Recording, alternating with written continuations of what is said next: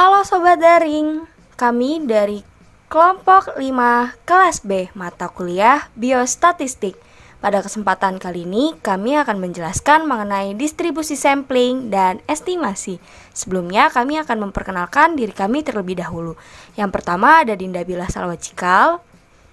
Yang kedua ada Ayu Denisa Wangsa Putri.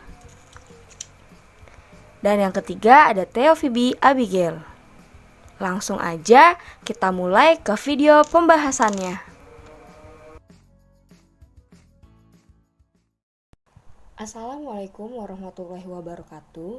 Perkenalkan, saya Dinda Bila Salwa Cikal dengan NRP 19.107.13.010. Dan pada kesempatan kali ini, saya akan menjelaskan konsep dasar distribusi sampling.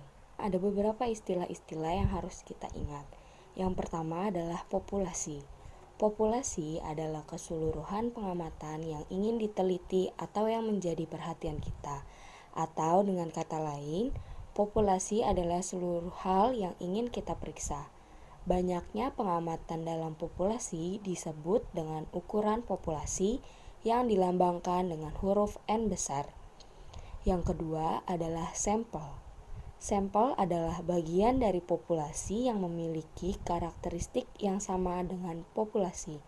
Atau dengan kata lain, sampel adalah data atau informasi yang kita miliki tentang populasi. Banyaknya pengamatan dalam sampel disebut dengan ukuran sampel yang dilambangkan dengan huruf N kecil. Yang ketiga adalah statistik. Statistik merupakan metode atau teknik yang dapat digunakan untuk memperkirakan populasi. Apa itu distribusi sampling? Distribusi sampling adalah distribusi pengukuran statistik seperti rata-rata, standar deviasi, dan proporsi yang muncul sebagai akibat dari penggunaan sampel. Jadi misalnya kita punya populasi sebanyak 1000 nih. Lalu dari 1000 populasi tersebut kita ambil 100 secara acak. Nah, kita namakan sebagai sampel acak 1. Dari sampel acak 1 tersebut, kemudian kita hitung statistiknya.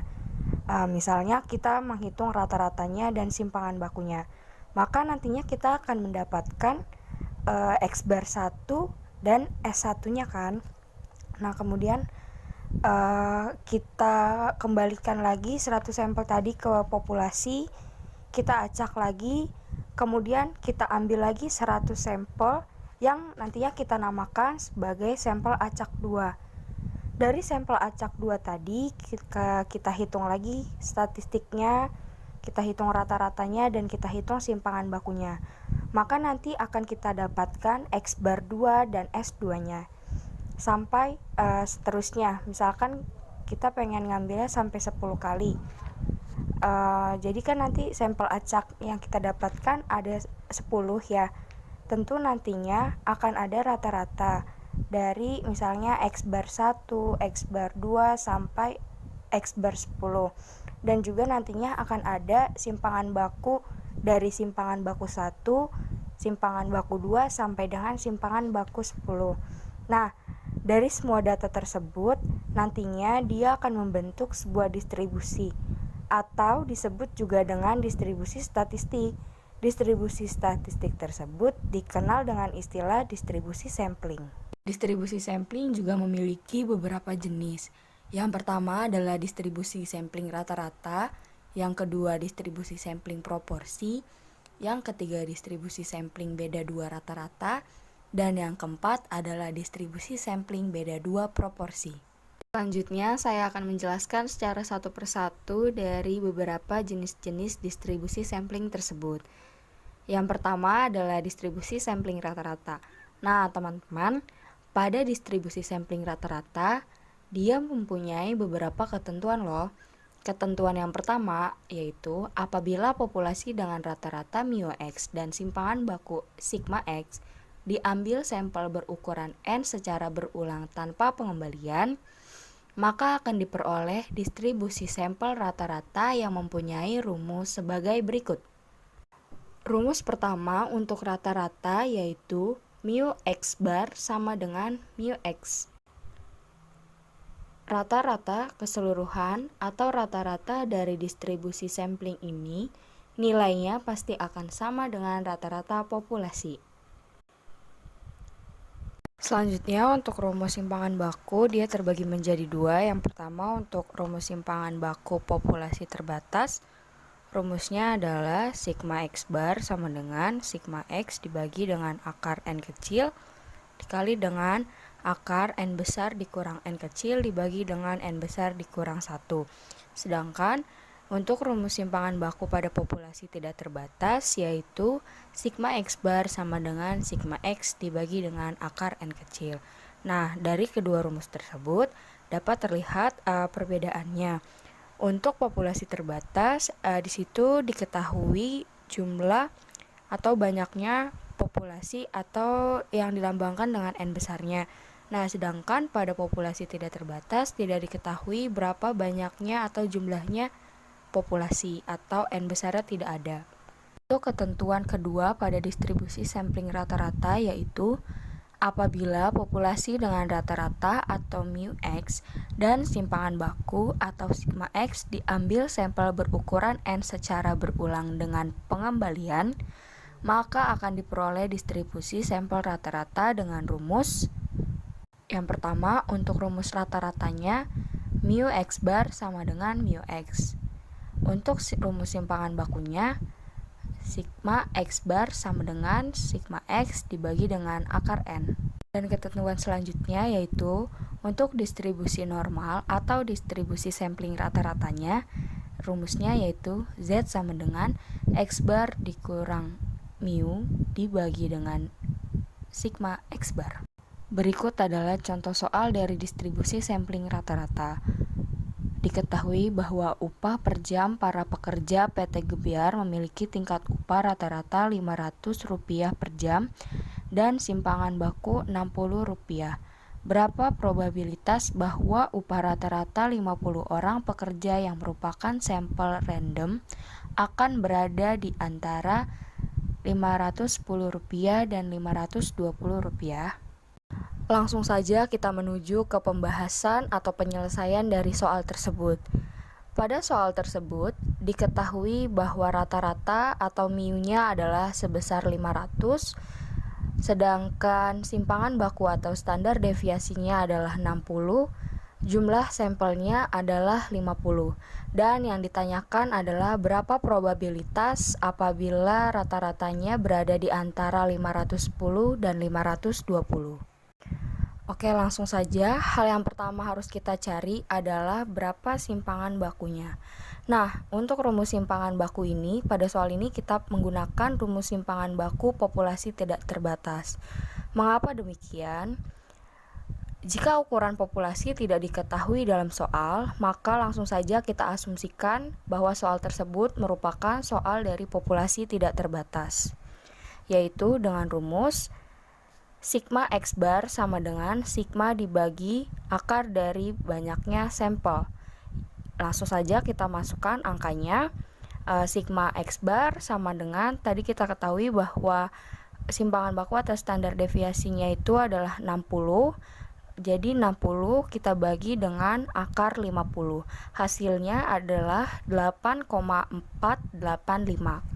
Setelah kita mendapatkan nilai dari sigma X barnya, baru kita bisa mencari berapakah nilai distribusi normal distribusi sampling rata-rata tersebut, atau langsung saja kita masukkan rumusnya.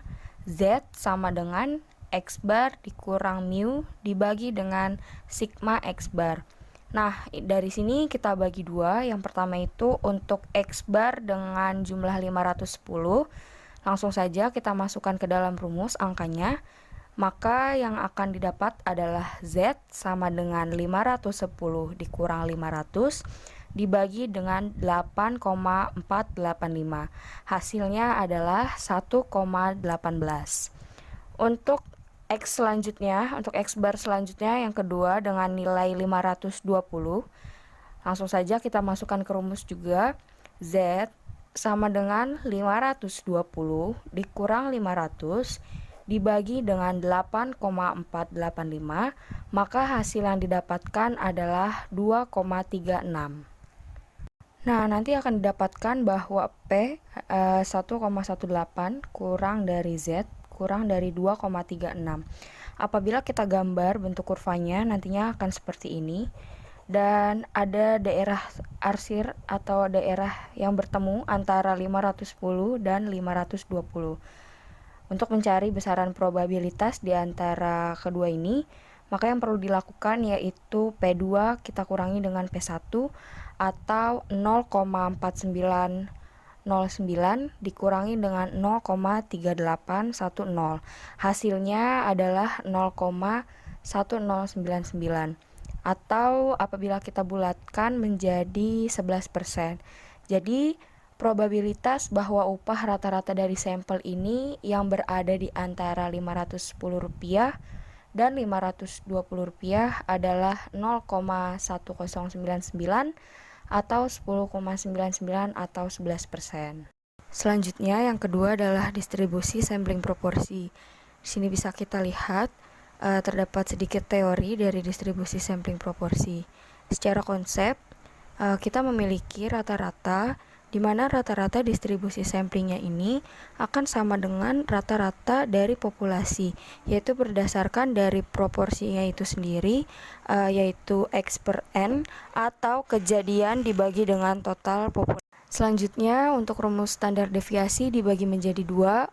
Yang pertama untuk populasi terbatas dengan rumus sigma P bar sama dengan akar P dikali Q dibagi N kecil dikali dengan akar N besar dikurang N kecil dibagi dengan N besar dikurang 1.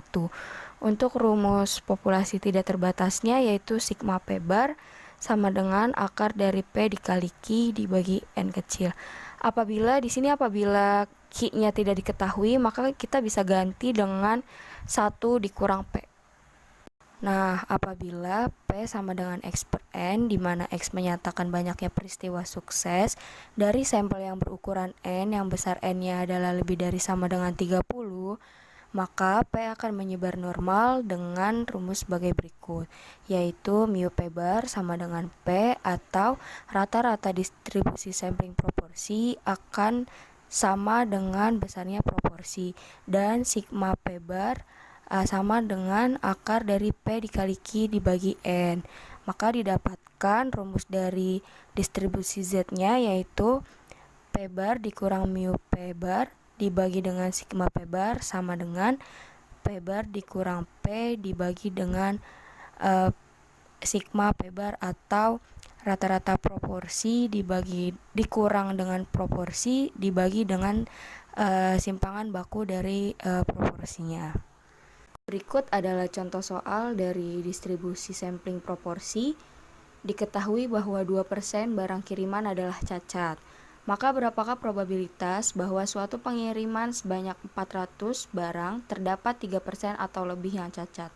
Yang ditanyakan adalah berapa probabilitas barang yang cacat lebih dari sama dengan 3%. Baik, kita langsung menuju ke penyelesaian soal. Nah, dari soal kita tahu bahwa proporsi atau rata-rata proporsi nilainya adalah 2%, atau apabila kita jabarkan dalam bentuk desimal hasilnya adalah 0,02. Kemudian setelah itu yang kita lakukan adalah kita mencari berapakah nilai dari simpangan baku. Nah, kita masukkan rumusnya adalah sigma P bar sama dengan akar dari P dikali Q dibagi N. Nah, apabila di soal tidak diketahui nilai Q-nya berapa, maka kita bisa langsung menggunakan nilai 1 dikurang dari nilai P. Yang mana di sini 1 dikurang P-nya itu adalah 0,02, maka Q yang didapatkan adalah 0,98. Langsung saja kita masukkan semuanya, yaitu akar dari 0,02 Q-nya adalah 0 dikali 0,98, kemudian kita bagi N-nya adalah 400. Hasilnya adalah 0,007. Setelah kita dapatkan berapa simpangan bakunya, kita langsung mencari berapakah distribusi Z-nya.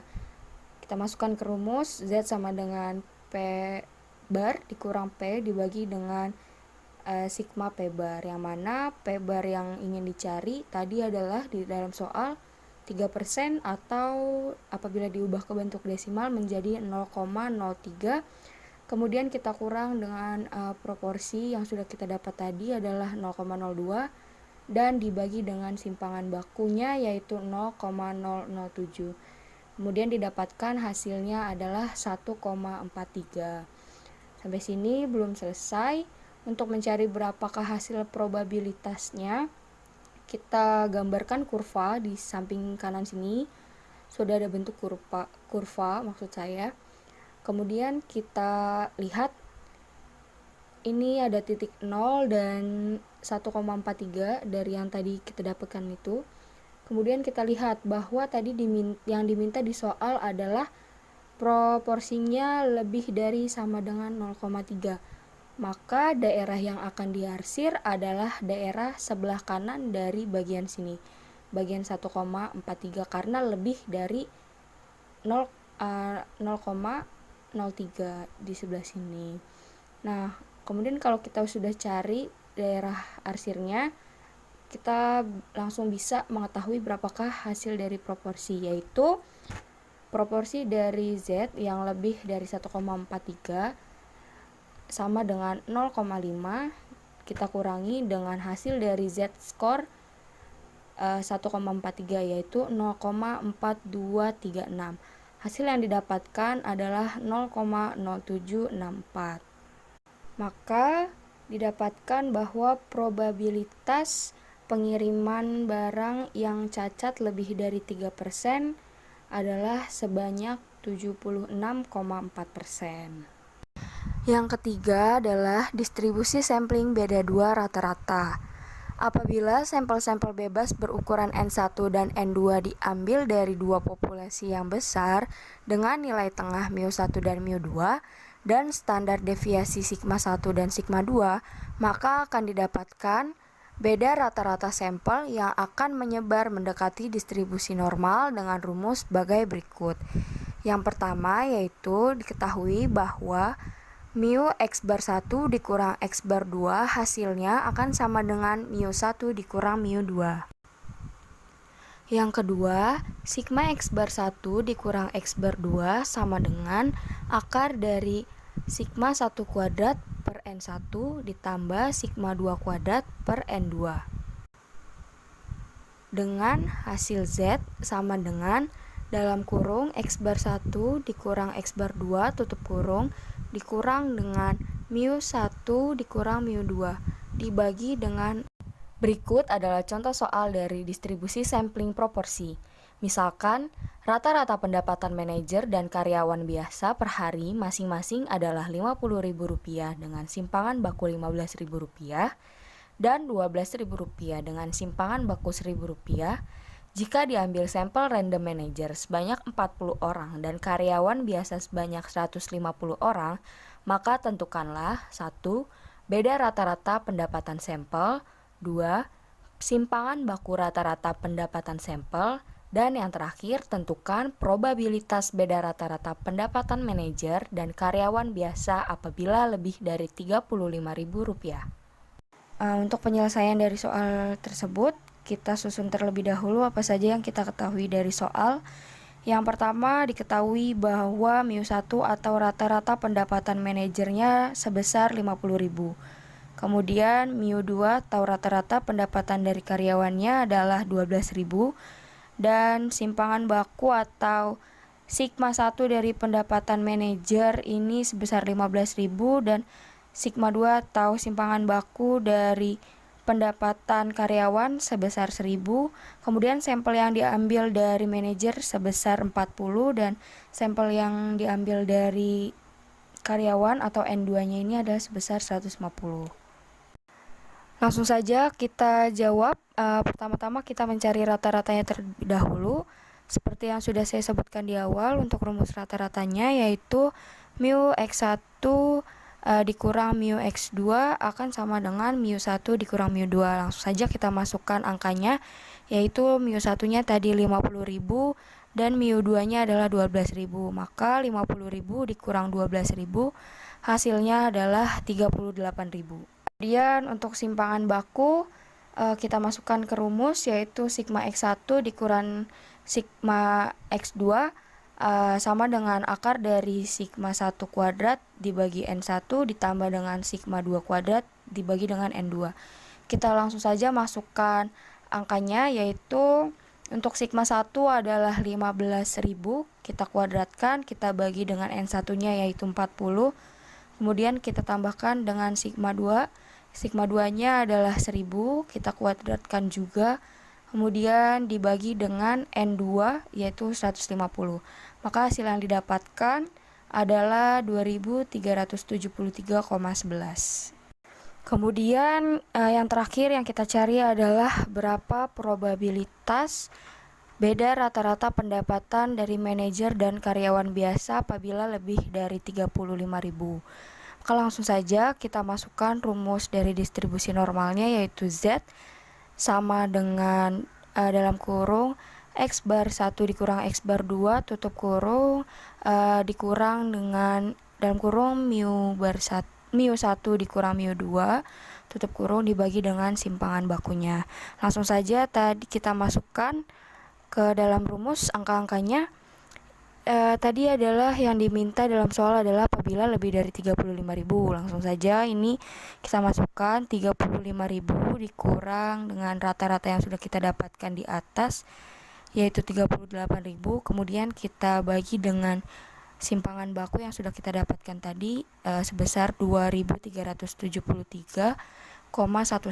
Maka didapatkan hasilnya adalah minus 1,26. Nah, kemudian 1,26 ini kita cari di tabel ya. Kita cari di tabel berapa Z-skornya. Diketahui bahwa Z-skornya itu adalah 0,3962. Nah, untuk menentukan besarnya probabilitas, kita buat terlebih dahulu kurva, di mana di sini titik 35.000 ini ada sebelum titik 38.000. Kita arsir, kemudian didapat bahwa daerah arsirnya adalah di sini, maka probabilitasnya adalah 0,5 ditambah dengan Z-score dari min 1,26 yaitu 0,3962, maka hasil yang didapatkan adalah 0,8962, atau probabilitas apabila Z-nya lebih dari 35.000 atau 1,26 adalah 89,62%. Selanjutnya yang keempat atau yang terakhir adalah distribusi sampling beda 2 proporsi. Distribusi sampling beda 2 proporsi merupakan distribusi dari perbedaan dua besaran proporsi yang muncul dari sampel-sampel dua populasi. Misalkan terdapat dua populasi yaitu N1 dan N2, atau disebut juga dengan dua populasi binomial. Kemudian diambil sampel random yaitu N1 dan N2 dengan P1 dan P2. Maka beda antara kedua sampel proporsi tersebut yaitu P1 dikurang P2 akan membentuk suatu distribusi yang disebut dengan distribusi sampling beda proporsi. Kemudian pada distribusi sampling beda 2 proporsi berlaku hal-hal sebagai berikut.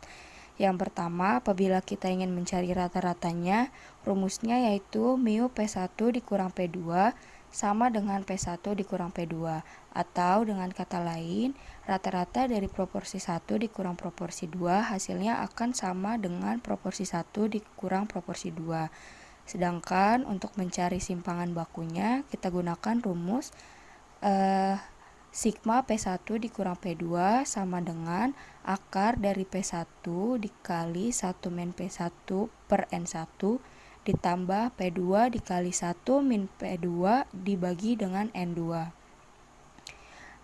Untuk N1 dan N2, apabila N1 dan N2-nya ini nilainya lebih dari sama dengan 30, maka distribusi sampling beda proporsinya akan mendekati distribusi normal dengan variabel random standar yang rumus Z-nya yaitu Z sama dengan P1 dikurang P2 dikurang dalam kurung P1 dikurang P2 tutup kurung dibagi dengan simpangan baku dari P1 dikurang P2-nya.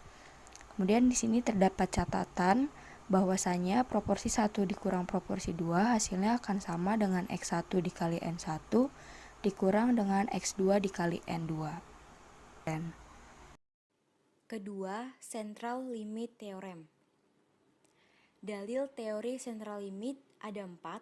Yang pertama, jika populasi cukup besar dan berdistribusi secara normal, maka distribusi sampling rata-ratanya akan normal. Kedua, jika distribusi populasi tidak normal, maka distribusi sampling rata-ratanya akan mendekati normal apabila jumlah sampel cukup besar, yaitu lebih besar sama dengan 30. Ketiga, distribusi normal dari rata-rata sampel memiliki rata-rata yang sama dengan rata-rata harapan EX dan simbangan baku sigma X. Keempat, standar deviasi dari rata-rata sampel sama dengan standar deviasi populasi sigma dibagi dengan akar jumlah sampel akar N dikenal sebagai istilah standard error atau SE. Ketiga, standard error. Standar error adalah standar deviasi dari sebuah distribusi sampel, menyatakan seberapa besarnya akurasi data yang dimiliki. Bila diperoleh standar error yang semakin kecil, maka hal ini merupakan estimator yang lebih baik daripada rata populasi dibanding sebuah distribusi rata sampel yang memiliki variasi besar dan standar errornya juga besar. Nilai harapan dan konvensional. Nilai harapan, standar deviasi dari distribusi rata sampel, konvensionalnya standar error rata. Standar deviasi dari distribusi proporsi sampel, konvensionalnya standar error proporsi. Standar deviasi dari distribusi median sampel, konvensionalnya standar error median. Standar deviasi dari distribusi range sampel, konvensionalnya standar error range. Pada bagian selanjutnya, kita akan membahas tentang estimasi. Apa sih itu estimasi? Nah, estimasi atau dugaan merupakan sebuah metode yang dapat digunakan untuk memperkirakan nilai parameter populasi dengan menggunakan nilai statistik sampel.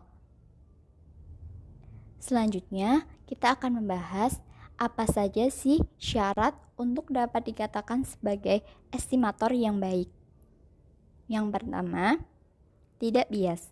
Artinya, nilai statistik sampel sama dengan nilai parameter populasi.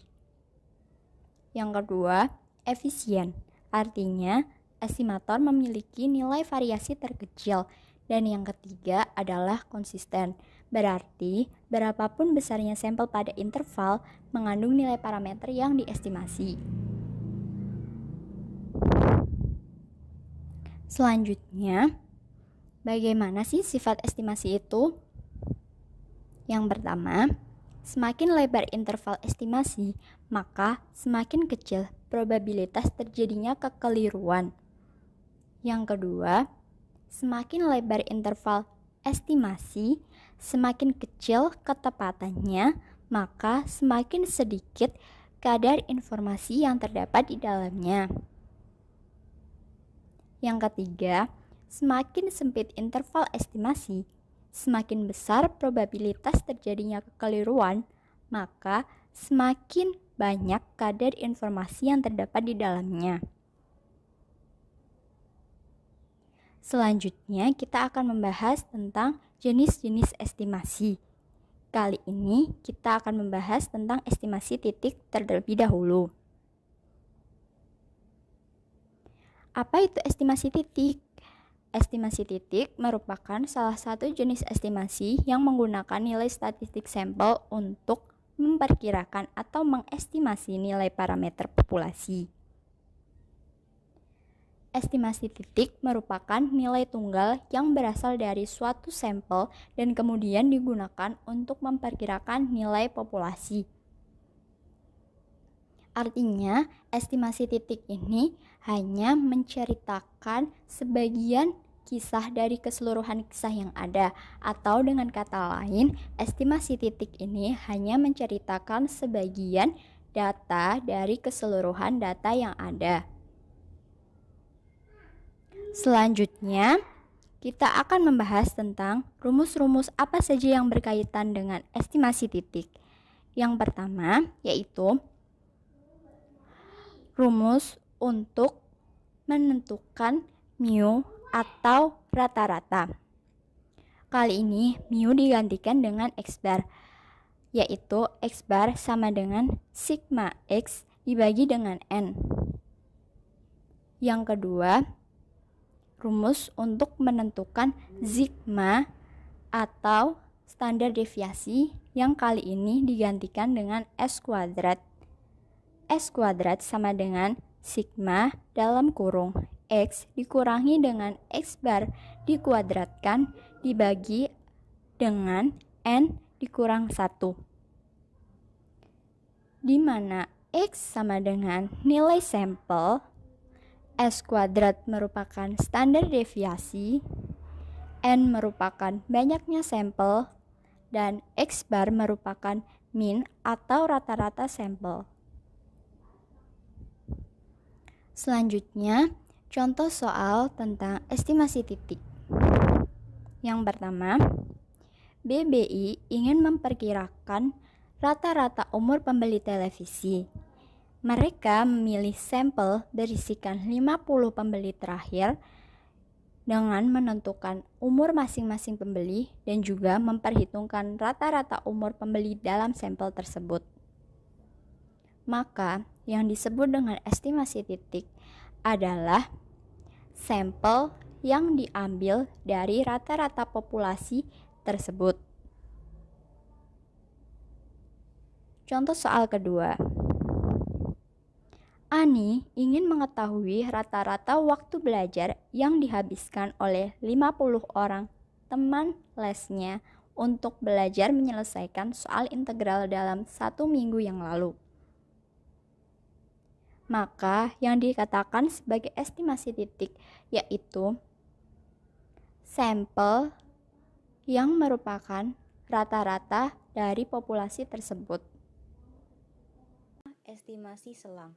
Estimasi selang adalah suatu pendugaan berupa interval atau jangkauan yang dibatasi oleh dua nilai yang disebut nilai batas bawah dan nilai batas atas. Untuk membuat pendugaan interval, harus ditentukan terlebih dahulu besarannya koefisien keyakinan atau tingkat keyakinan atau derajat kepercayaan atau confidence interval yang diberi simbol 1 minus alpha. Tingkat kepercayaan adalah probabilitas bahwa parameter populasi yang diduga akan termuat dalam interval estimate. Interval kepercayaan atau confidence interval adalah estimate interval berdasarkan pada tingkat kepercayaan tertentu.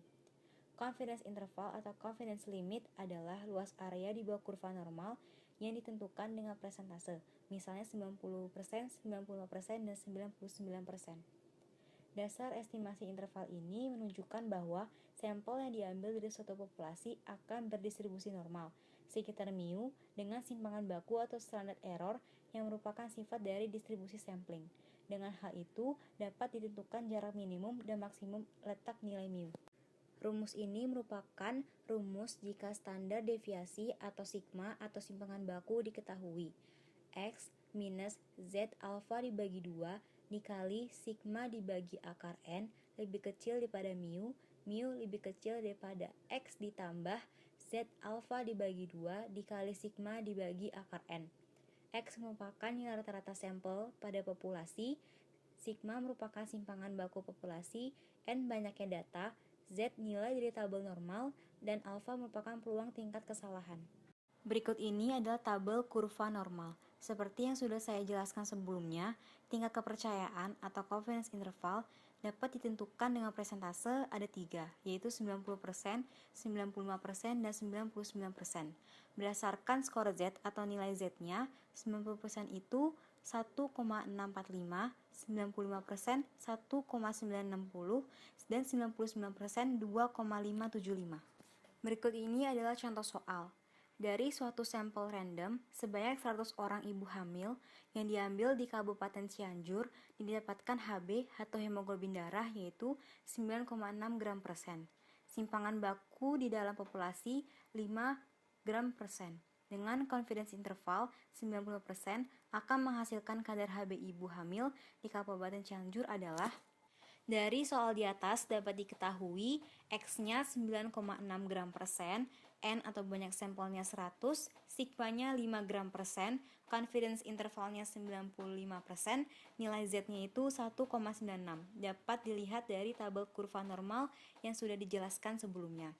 Kita dapat menjawab 9,6 gram persen dikurang buka kurung 1,96 dikali 0,5 gram persen. 0,5 gram persen ini didapat dari sigma dibagi akar N. Berarti 5 dibagi akar 100, 5 dibagi 10 didapatkan hasil 0,5. Lebih kecil daripada mu lebih kecil dari 9,6 gram persen ditambah buka kurung 1,96 dikali 0,5 gram persen. Didapatkan hasil 8,62 gram persen lebih kecil dari mu lebih kecil dari 10,58 gram persen. Artinya yang pertama kita yakin 95% bahwa HB ibu hamil di Cianjur terletak di antara 8,62 gram persen sampai 10,58 gram persen. Yang kedua, jika kita ambil berulang kali sampel yang besarnya sama tetap 100 ibu di daerah itu, maka 95% dari main sampel tersebut berada pada nilai 8,62 gram persen sampai 10,58 gram persen. Rumus selanjutnya yaitu rumus jika standar deviasi atau sigma atau simpangan baku tidak diketahui. X min T alfa dibagi 2, N min 1 dikali S per akar N lebih kecil sama dengan mu lebih kecil sama dengan X ditambah T alfa bagi 2, N min 1 dikali S dibagi akar N. Artinya X itu nilai rata-rata populasi, N banyaknya data, S simpangan baku sampel, N-1 itu derajat kebebasan atau degree of freedom, T nilai pada tabel. Selanjutnya ini merupakan tabel students T. Cara membaca tabel ini, misalkan diketahui alfanya 0,05 dan N-nya 10. Maka nilai tabelnya didapat dengan menghitungnya itu Tn-1 alfa dibagi 2. T-nya itu 10 minus 1, titik koma 0,025. 0,025 didapat dari alfanya 0,05 dibagi 2. Nah, selanjutnya kita melihat ke dalam tabel. Degree of freedom-nya itu 9. Nilai 9 didapat dari 10 dikurangin 1. Dan 0,025 di area in a pertile itu jika ditarik garis sama degree of freedom yang nilainya 9 didapati nilainya itu 2,262. Contoh soal kedua. Sampel acak berukuran 6 mobil dari suatu model tertentu memiliki konsumsi bahan bakar mil per galon 18,6, 18,4, 19,2, 20,8, 19,4, dan 20,5. Buat selang kepercayaan 90% untuk rata-rata konsumsi bahan bakar populasi. Solusinya diketahui alfanya 0,1. Tn-1 alfa dibagi 2. Didapat T5 titik koma 0,05. T5-nya itu angka 5 didapat dari 6 dikurangin 1 dan 0,05 didapat dari 0,1 dibagi 2. Jika kita melakukan tarik garis berdasarkan tabel student yang ada di atas, didapati hasilnya 2,015. Ini sudah dicantumkan rumusnya. X-nya itu 19,48 hasil dari semua data mil per galonnya ditambah dan dibagi 2 rata-rata biasa. Dikurangin 2,015 dikali 0,98. 0,98 itu merupakan simpangan baku dari data yang sudah ada pada soal. Dibagi akar 6 lebih kecil dari mu lebih kecil dari 19,48 ditambah 2,015 dikali 0,98 dibagi akar 6.